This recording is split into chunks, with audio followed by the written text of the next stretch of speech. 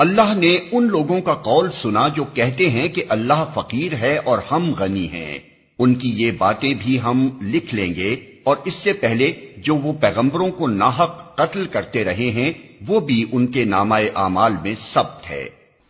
جب فیصلے کا وقت آئے گا اس وقت ہم ان سے کہیں گے کہ لو اب عذاب جہنم کا مزہ چکھو، یہ تمہارے اپنے ہاتھوں کی کمائی ہے، اللہ اپنے بندوں کے لیے ظالم نہیں ہے۔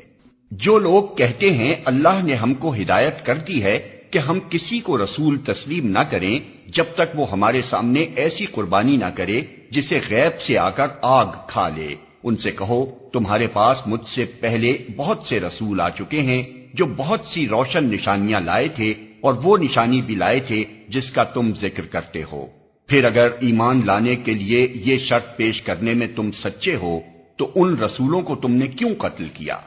اب اے محمد اگر یہ لوگ تمہیں جھٹلاتے ہیں تو بہت سے رسول تم سے پہلے جھٹلائے جا چکے ہیں جو کھلی کھلی نشانیاں اور صحیفے اور روشنی بخشنے والی کتابیں لائے تھے۔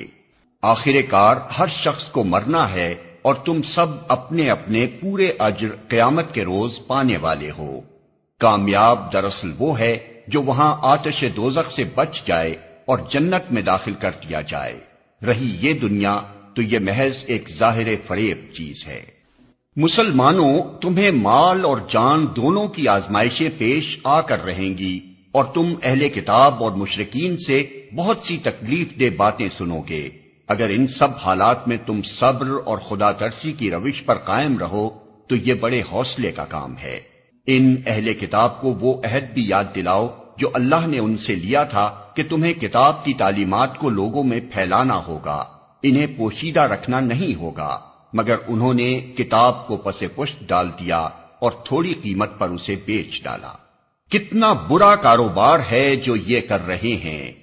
تم ان لوگوں کو عذاب سے محفوظ نہ سمجھو جو اپنے کرتوتوں پر خوش ہیں اور چاہتے ہیں کہ ایسے کاموں کی تعریف انہیں حاصل ہو جو فی الواقع انہوں نے نہیں کیے ہیں۔ حقیقت میں ان کے لیے دردناک سزا تیار ہے۔ زمین اور آسمان کا مالک اللہ ہے اور اس کی قدرت سب پر حاوی ہے۔